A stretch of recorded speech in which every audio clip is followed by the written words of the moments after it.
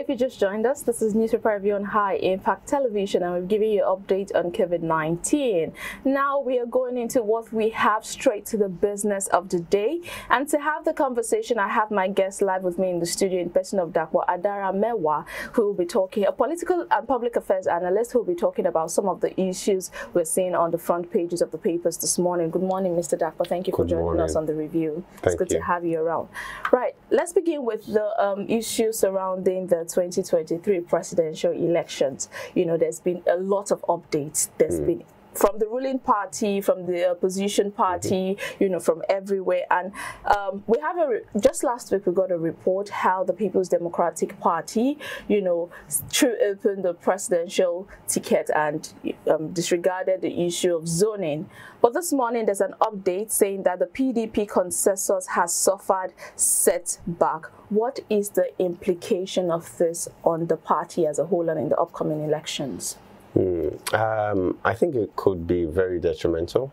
Personally, I am very much in favor of zoning. I think a delicate democracy like Nigeria, so young, deserves to have some kind of balance of powers, because within one generation, we're talking about less than 70 years, we moved from having coups and takeovers, fueled by, ethnic, undertakings.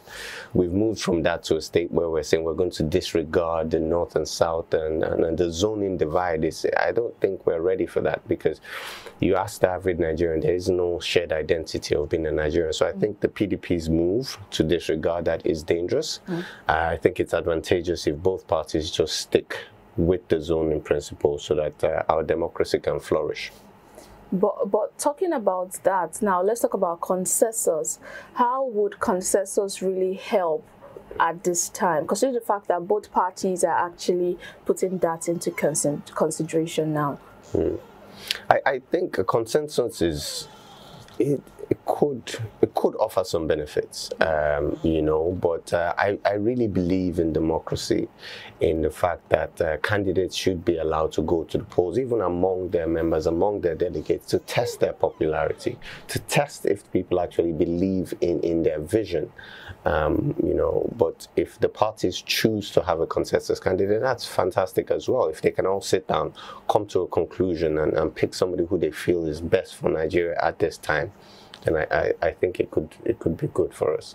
All right. So, talking about the, we've seen different strong contenders. I'll use the word strong contenders because most of the people we've seen come out to, declare their ambitions and intentions are either former governors, former ministers, or, we have, from the APC, we have Ahmed Tinubu, we have Professor Yemi Osinbajo, who is the current vice president. We have Rocha Sokorocha, to mention a few. Then from the PDP, we have Atiku Abubakar, we have Bukola Saraki, we have Yesom Wike, Udom Emmanuel, and all of that. Now, with all of this strong contenders and aspirants all coming out to declare their intention, what should we expect as Nigerians in regards to this? Because in all honesty, I was, sampling the opinions of certain people, before coming on the review, and I realized that there's a level of subtle fear in the minds of Nigerians, considering the people that are coming out to declare their intentions. And the worry is, won't this get messy? What should we expect as concerned Nigerians? Well, this one's very simple, actually. I think most people should expect nothing. Actually, expect nothing and everything, because we're still at the very, very early stages. The Nigerian political environment is such that anything can happen within a 24-hour period. So I wouldn't say people should be too worried about all these candidates. But I think what people need to ask themselves is there potential for significant change with these candidates? Now, I had a conversation with a friend of mine who's from Lebanon yesterday, and we were discussing the 2019 Lebanon, revolution that saw the step down of the Prime Minister, his assistant, and a few other key members of Parliament. And the hopes was that, once you remove these people, that Lebanon is very much like Nigeria: corruption, terrorism, ethnic bigotry, and so much more. But what they saw was was that you got rid of those people, then replaced them with people of the same crop. The same system continued. Nothing has happened. Lebanon is not a big democracy that's doing very well, and so in Nigeria we look at the crop of people that you've just mentioned, and they all have been, in one sense or another, been part of the same system that has got us here, whether they were in PDP or APC and they moved to APC and moved back to PDP. There are no ideological underpinnings to these parties, and so it's only fair that Nigerians should take a step back and understand that there are more candidates out there. They have very much more outside of those parties. Right. Talking about having more candidates outside of those parties, we know that there are we have over 50 political parties, but most of the time it is usually, we see the focus on the ruling party and the opposition party most of the time. Now let's come down to the youths, right? A lot of people believe that the youths are the ones that will give the change that we need as a country, that it's time for us to have a fresh form of governance, young mind, vibrant. But let's begin with the price of the tickets. Yeah. Now, considering the price that has been fixed to obtain the tickets for the form, either for president or governor, for the People's Democratic Party, we know it's pegged at 40 million to get the presidential form. How is it possible for youths that just have a passion, a good intention for the country, to be able to, that is just, striving and trying to do good things, to be able to get that amount of money to obtain the form, let alone get into that system? Isn't that a big concern and worry for us? How do we solve that? It is a big concern. Now, unfortunately, it's a concern that we can't really find a solution to, because you can't take away money from politics. Politics, democratic politics anyway, you need money to fuel the system. That's how it works. Even in the US, the difference is the money is done differently there. It's super PACs who then sponsor candidates and all these other kind of, whereas in Nigeria, it's a question of, do you have the money yourself personally? So we can't get rid of that. So what we can look at is, what do we have that, shall we say, this generation don't have? One very famous Nigerian celebrity raised well over 100 million naira in a matter of days, and that didn't just come from celebrity friends or billionaire friends. A lot of it came from well-meaning Nigerians. I know people were sending as little as 5,000, as little as 10,000. So why don't we tap into that energy and see if we can encourage the people themselves to put money back in, into a person that they believe in. And I know it's not typically our culture, say, for example, compared to the US, where the citizens are more willing to, support their candidate. But I think it's something that we need to look at as young people. Like, what other things do we have that's going right for us, that we can use to our advantage? How can we capitalize on social media and turn that into hard currency that helps people step up and get into elections? That is one solution. Another solution is also to take part in the party system itself, whether it's the two major parties or any of the smaller parties, because when you have a party to back you up and to finance you, you can make a lot of headway. But it's very slippery slope, because whoever obviously finances you has significant amount of influence. I think business people need to step out. This is a very important time for all business people to step out publicly and say, okay, this is who I believe in, or this is what I believe in, and use your money to back it up. Because we business people have felt the effect of governance over the past 7 years, right? We have known how different things, how our customers' purchasing power has gone down. So it is our concern who is in power. So why not use our money to support the right candidates? And that's what mega business people need to step up and do, and not just one of the two main political parties, but support people outside of that, so they can give young people a chance.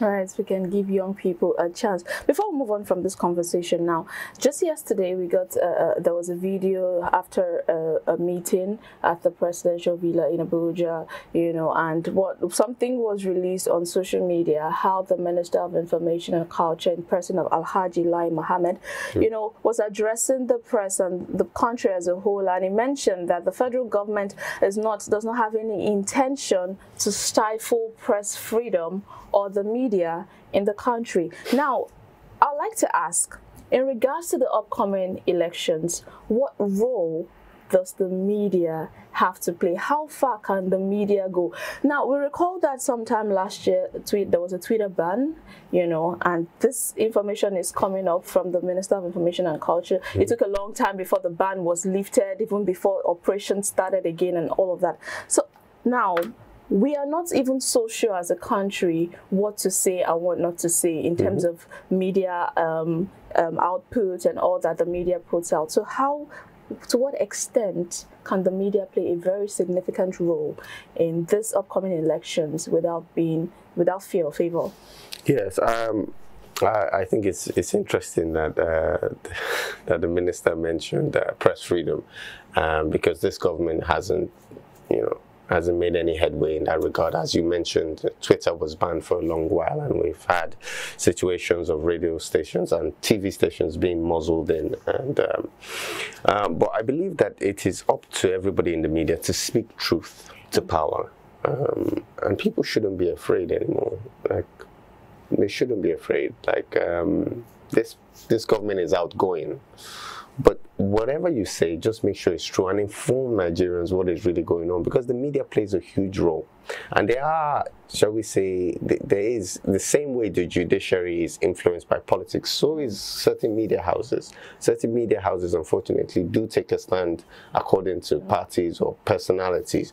So it's up to everybody else to come out and speak the truth this election. Let Nigerians know what is really, really going on as much as we can. And then whatever comes of it, look at it this way: if you get arrested by this government, your prayer should be that, you know, by the next government you'll be set free. So it's worth taking the risk for the fate and the future of this nation. We should tell the truth to people in power. We should hold them accountable. We should hold them accountable to what they say during this period, because this is a time of grand promises. You know, you hear 1 naira to $1. You hear everything at this point. So let's question people. Let the media go further. If somebody, you know, comes on your station and says, I'm going to make it 1 naira to $1, ask how. Does he know how? Do they know how they're going to do this, or are they just making promises to us as Nigerians? So I think the media should you know, really play that role as a bulwark against power to hold them to account during this season. So the media has to be more transparent, more responsible, more accountable at this time. Unafraid. Right. Let's move away from that conversation to another issue that is eating deep into the fabrics of the country, talking about insecurity. Now, you know, initially it started like these people would just make demands, bomb a certain territory, make demands, kidnap people, let them go. But now it's beginning to look like an everyday thing. There's no day that passes by without getting a report of a bombing somewhere, kidnapping, and all of that. In regards to this now, the Northern elders have come together and are requesting that the President, Muhammadu Buhari, resigns over his inability to manage the security situation in the country. What do you make of this? I'm glad, shall we say, to see people engage in the political protest and demand more from their leaders. The issue of insecurity has been going on for far too long. And the thing is, let's not forget that, you know, terrorism is profitable for these people. Aside from the ideological underpinnings, they do make money from it. They kidnap people and they demand hundreds of millions of naira. Now, if you are held up in a bush somewhere, 100 million naira is a lot of money, because you're not driving around in a Rolls Royce. So that money is more than enough to take care of everything you need. Okay, so sorry to butt in now. When you say terrorism is profitable for these people, yes, it is. Which people exactly are you talking? The terrorists themselves, and the people who sympathize with them. You know, the money is a huge part of terrorism. You know, how are they making this money? How are they buying these AK-47? How are they having, you know, the everything, the infrastructure that they need to set up these attacks? Who is sponsoring them? So these are all very important parts, but I think it should be the deciding factor on this issue of insecurity. Should be the deciding factor for Nigerians as to how they vote. ask the politicians, how are you going to keep us secure? Another season of promises, not tell us abstract things. What is really going to happen? What is your game plan? Because it's a monster that's going to eat us up if we don't stop it. You know, right now, you know, airports are being attacked, train stations are being attacked. There's nowhere. Your church is being attacked. Like, where are you? If you even stay in your house in some parts of this country, you're not safe. And we're dealing with that in the north, we're dealing with things in the east, and even in the southwest as well. So it's all a huge mess. And people need to look for politicians that have viable solutions. You know, I think that's the way forward. All right, so one major thing that is very constant when we get reports of this terrorist attacking is how they come in large numbers, either on motorcycles, buses, and all of that, and they take away people. And after a while, we hear them, they're making demanding for ransom. And there's definitely a channel of communication, right? Now, there's a report here. I just want to read the headline. Sure. It says, military arrest security agents taking ransom to bandits in Kaduna State. Now, it is possible, according to this, for the military, according to report, have arrested security agents that were caught taking ransom to bandits in the forest. Now, if this move is possible by the military, why is it so difficult? Or why have we not gotten a significant report or headway to finding the location, tracing these bandits one way or the other via their channel of communication? Why are we not channeling energy into that if it's possible to even arrest people that are taking ransom to these bandits? Yes, that's a very good question, actually. How, you see, I look at it as this. Whenever you see a problem that seems that there should be a solution, but somehow the problem has lingered on for a long time, it is because there's people who are benefiting from the problem, one, and then who have the political power and influence to keep the problem in place. And so those are the things we need to focus on. How is this going on? How can you tell me that a bunch of uneducated men in the jungle with AK-47 has been taking on the might of the federal government with its Air Force, Navy, and military for the past how many years, and we haven't been able to make any significant headway? How is that possible? How? What do they have that we don't have? Men? Money? Guns? Military hardware? What do they have that has kept them in this fight for so long? That's what we really want to know, get to the root cause. It is because there are people who are benefiting from it. There are people who are benefiting from these acts, and they're benefiting from the insecurity, whether you know, members of government or whatever it is. There are people who are powerful enough to keep this problem going. That is fundamentally what it is. And until we meet a government that is willing to take up arms against those individuals who are actually sponsoring terrorism in Nigeria, and then we'll probably not make any significant headway. At this point, is internal security the way to go right now? Like, because one thing I noted was that this we run a centralized policing system as a country, and at this time we need to decentralize the policing system for us to be able to make headway. Is that a significant way out of this? I think that will contribute. I think that will contribute a great deal. But then at the same time, you're fighting an ideology. This is the tricky part. And that is why the US was able to go to war in Iraq for over 10 years, I think, and still came back a failure.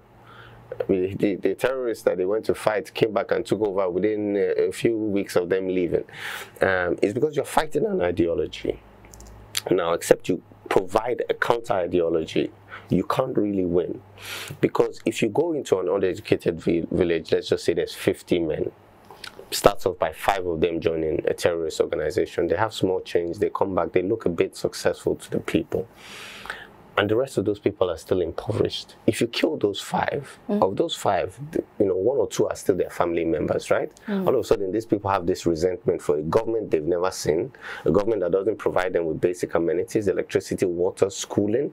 They don't have anything from the government. But what they know is that this man, who was a member of Boko Haram, at least when he came to the village, he used to give small change. So to them, he is the hero. And the federal government that killed him is the enemy. And so it makes it easier to recruit young men like that. So until you tackle the environmental factors, you know, you are really wasting time. people need education, people need to be educated, people need to, you know, have basic amenities. It's not strange that this terrorism of a thing started in the most impoverished part of this nation. But now it's even spreading to other parts. We are not even getting reports only in the north now. You know, we are getting reports in other parts of. We have Benue State now is under terrorism attack and kidnappings and killings and all of that. And just very quickly, in 30 seconds, you know, the Benue State government came out to say that it's time for people to embrace self-defense. How far can this go, considering the fact that these people that are coming to attack are coming with weapons, ammunition, and, you know, saying self-defense at this time? How far can it go? I think that's a matter of necessity. It's not an ideal situation, but it's a lot better than taking it lying down, right? So people should arm themselves and defend themselves if it seems that the government, and has been shown for the past few years, that the government is not doing anything to protect them. Aren't we seeing a possibility of abuse of arms, in quotes, in the sense that if I know that I need to defend myself, I need to get weapons, I need to get all the ammunition that I need against these bandits? Don't you think that there will be a situation where we start getting people abusing this this opportunity, in quotes, to defend themselves? How can that be better managed? I think, put it this way, when you have only bad options, you have to pick a bad option. Do you understand? So the option of Nigerian citizens going out and defending themselves is not a great option. It involves arming people. You don't know what will happen with those weapons, proliferation of weapons, as you've mentioned. Can these people use the weapons rightly? You know, all these kind of things. It is a bad option, but it's a lot better than them dying quietly. You know, the only reason why this terrorism sometimes it makes a big deal is when they attack people who are wealthy, people who are comfortable. They attack the Kaduna train, all of a sudden everyone's like, this is terrorism, is a serious problem. Why? Because they kill people who have influence and money. When they were killing people in the villages of Zamfara and going there and beheading 100 people in one sitting, why weren't we so upset?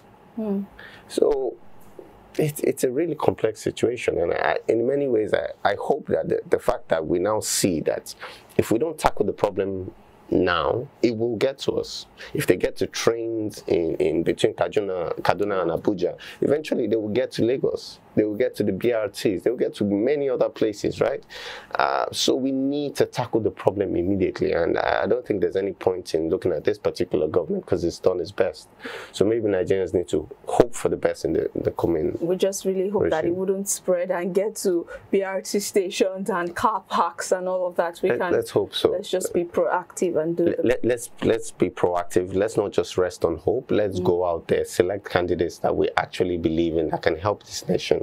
Preferably candidates, new to the scene, who might have a different perspective. Right. Thank you so much, Dapo Adaramewa, for joining us on the review and for sharing your thoughts with us on these issues this morning. No worries. Thank you very much.